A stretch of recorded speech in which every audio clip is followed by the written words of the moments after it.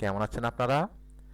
আজ আবারও একটি গুরুত্বপূর্ণ একটি ছড়া পঞ্চম শ্রেণীর আমার বাংলা বই হতে রাখাল ছেলে এই কবিতা নিয়ে আজকে আমরা পড়ব।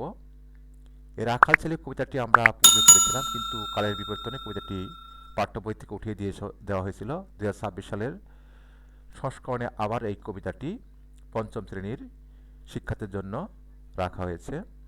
তা আমি আজকে এই রাখাল ছেলে কবিতাটি পড়ব। আশা করছি সমস্ত ভিডিও জুড়ে আপনারা আমার সঙ্গে থাকবেন। আর তার আগে সর্বপ্রথম অনুরোধ থাকবে, অবশ্যই আপনার চ্যানেলটি সাবস্ক্রাইব করে রাখবেন এবং পাশে যে বেল আইকন আছে সেটা বাজিয়ে রাখবেন, যাতে করে আমি নিত্য নতুন যে ভিডিওগুলো তৈরি করে থাকি সেই ভিডিওগুলো আপনি সবার আগে পেয়ে যান। আর যারা অলরেডি সাবস্ক্রাইব করে গেছেন তাদের প্রতি রইল আন্তরিক ভালোবাসা ও কৃতজ্ঞতা। তো চলুন সুপ্রিয় শিক্ষার্থী, আর কথা না বাড়িয়ে আমরা শুরু করি। আপনারা আমার সঙ্গে মুখ বা ঠোঁট মিলে নিতে পারেন। রাখাল ছেলে লিখেছেন জসিম উদ্দিন। আমরা ছবিতে দেখতে পাচ্ছি এক রাখাল ছেলে, দেখেন গরুর পাড় নিয়ে যাচ্ছে। তাকেই কবি উদ্দেশ্য করে এই কবিতাটি লিখেছেন। রাখাল ছেলে বারেক ফিরে চাও, বাঁকা গায়ের পট্টি বেয়ে কোথায় চলে যাও? ওই যে দেখো নীল নোয়ানো সবুজ ঘেরা গা, কলার পাতায় দোলায় চামর শিশির ধোয়ায় পা, সেটায় আছে ছোট্ট কুঠির সোনার পাতায় ছাওয়া, সাজ আকাশে ছড়িয়ে পড়া আবির রঙের নাওয়া, সেই ঘরেতে একলা বসে ডাকছে আমার মা, সেথায় যাব ও ভাই এবার আমায় ছাড়ো না। রাখাল ছেলে আবার কোথায় ধাও, পূব আকাশে ছাড়লো সবে রঙিন মেঘের নাও, ঘুমোতে আজ জেগেই দেখি শিশির ঝরা হাসে, সারা রাতের স্বপন আমার মিঠেল রোদে হাসে, আমার সাথে করতে খেলা প্রভাত হাওয়া ভাই, সর্ষে ফুলের পাপড়ি নাড়ি ডাকছে মোরে তাই, চলতে পথে মটরশুঁটি জড়িয়ে দুখান পা, বলছে ডেকে রাখাল গায়ের রাখাল একটু খেলে যা, সারা মাঠের ডাক এসেছে খেলতে হবে ভাই, সাজের বেলা কইব কোথায় এখন তবে যাই। কি অপূর্ব এক মিল! আপনারা খেয়াল করেন, দেখেন, আসলে পল্লী কবি জসিমের দ্বারাই এগুলো সম্ভব। আমি আবারও পড়ছি, আপনারা আরেকবার ঠোঁট মিলে নিন। রাখাল ছেলে জসিম উদ্দিন। রাখাল ছেলে বারেক ফিরে চাও, বাঁকা গায়ের পট্টি বেয়ে কোথায় চলে যাও?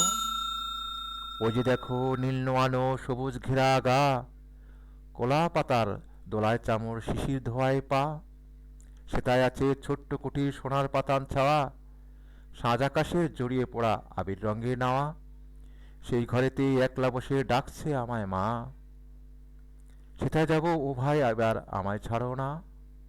রাখাল ছেলে আবার কোথা ধাও, পূব আকাশে ছাড়লো সবে রঙিন মেঘের নাও, ঘুমেতে আজ জেগেই দেখি শিশির ঝরা ঘাসে, সারা রাতের স্বপন আমায় মিঠেল রোদে হাসে, আমার সাথে কইতে কথা প্রভাত হাওয়া ভাই, সর্ষে ফুলের পাপড়ি নাড়ি ডাকছে মোরে তাই, চলতে পথে মটরশুঁটি জড়িয়ে দুখান পা, বলছে ডেকে গায়ের গায়ের রাখাল একটু খেলে যা, সারা মাঠের ডাক এসেছে খেলতে হবে ভাই, সাজের বেলা কইব কোথায় এখন তবে যাই। আপনারা আশা করছি ভালোভাবে বুঝতে পেরেছেন এবং খুবই আনন্দ পেয়েছেন।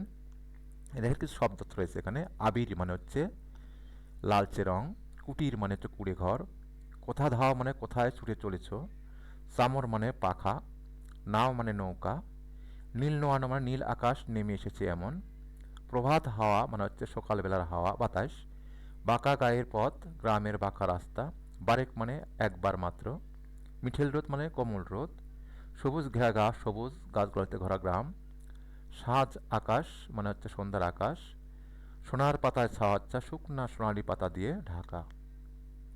এখানে দেখেন বাক্য তৈরি আছে কিছু। একলা ঘরে বাড়ি কাটি একলা ঘরে বসে আছে, এভাবে করবেন।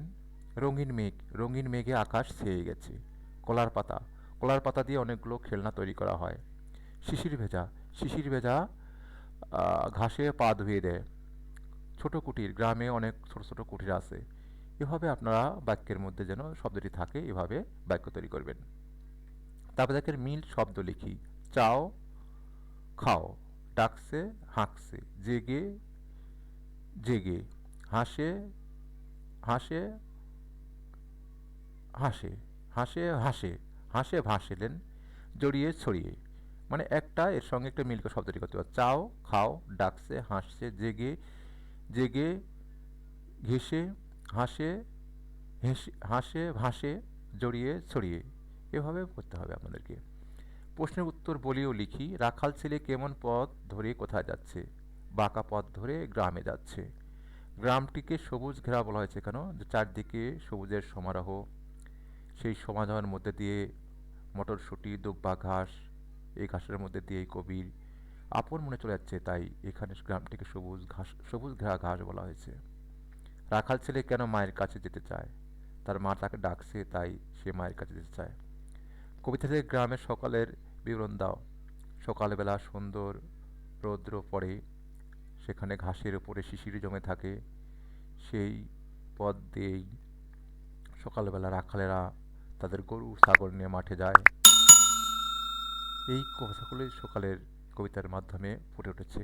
কবিতাটি আবৃত্তির সাথে প্রকৃতির সাথে আমার চারপাশের প্রকৃতির তুলনা করি। সুপ্রিয় শিক্ষার্থী, প্রসঙ্গগুলো বড়, অবশ্যই আপনারা একটু ভালো করে পড়ে নেবেন। আমি সংক্ষিপ্তভাবে পড়ে দিতে চেষ্টা করেছি। এক শব্দে উত্তর দিই, এগুলো দিবেন। গায়ের পরটি কেমন? গায়ের পরটা আঁকা বাঁকা। কুটিরটি কেমন? কুটিরটি একেবারে কি বলবো, ছোট কুঠির। সকালের রোদটা কেমন হয়? সকাল রোদটা খুবই মিষ্টি হয়। কোন আকাশে রঙিন মেঘ দেখা যাচ্ছে? পূব আকাশে। ঘুম থেকে ওঠার পর কেমন ঘাস দেখা যাচ্ছে? শিশির ভেজা ঘাস দেখা যাচ্ছে। সুপ্রিয় শিক্ষার্থী, আমি কবিতাটির মোটামুটি আলোচনা করলাম, আশা করছি আপনারা বুঝতে পেরেছেন। তারপরে যদি বুঝতে কোনো সমস্যা হয়ে থাকে তাহলে কমেন্ট বক্সে লিখতে পারেন, আশা করছি আপনাদের আমি সঠিক জবাব দিয়ে উত্তর দেওয়ার চেষ্টা করব। আর খুবই সুন্দর একটি কবিতা, আপনারা অবশ্যই কবিতাটি 8 লাইন মুখস্থ করবেন, কারণ আপনাদের পঞ্চম শ্রেণীর শিক্ষার্থীর জন্য 8 লাইন কবিতাটি লিখতে আসে। কবি এবং কবির নাম সহ যে কোনো কবিতার 8 লাইন, যে কোনো না লিখে রাখাল ছেলে বা যে কোনো একটি কবিতার নাম লেখা থাকে, যার কারণে আপনাদের কবিতাটা অবশ্যই মুখস্থ করতে হবে। তো সুপ্রিয় শিক্ষার্থীরা, আশা করছি আপনারা বুঝতে পেরেছেন। তারপরে বুঝতে যদি কোনো সমস্যা থাকে আমি আবার বলছি আপনারা কমেন্ট বক্সে লিখতে পারেন, আমি সার্বিকভাবে বোঝানোর চেষ্টা করব। আজ এখানে শেষ করছি। সবার সুস্বাস্থ্য কামনা করে পরবর্তী ভিডিও দেখার আমন্ত্রণ জানিয়ে আজকের মতো এখানেই বিদায়।